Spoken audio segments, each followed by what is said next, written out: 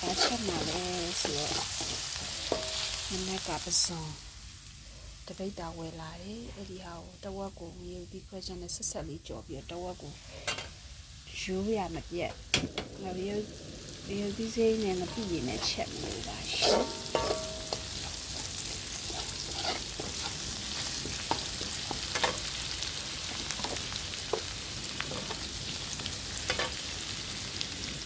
ဒီစိမ်းတွေထည့်လိုက်ပါမယ်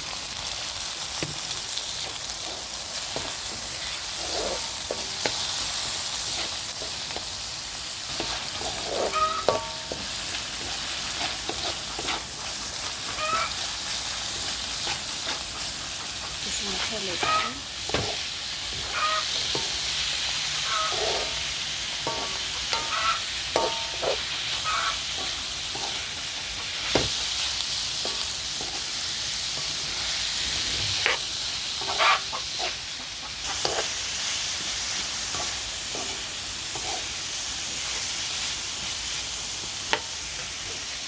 ချက်တယ်ဒီလောက်ကြံပြီးတယ်ဒီစံဘောချိတ်တပိတ်တာမနကဝယ်လာရပါရှင်ဒီဒီလေးနဲ့မွေးလာတယ်ပြီးတော့မှကလေးရောတရားမှတောင်းပို့ပြီးထည့်ကဲလွယ်ကူရိုးရှင်းပြီးတော့ထမင်းမိတ်စီတဲ့ဟင်းတစ်ခွက်ရပါပြီရှင်ကလေးရောဒီလေးထည့်လိုက်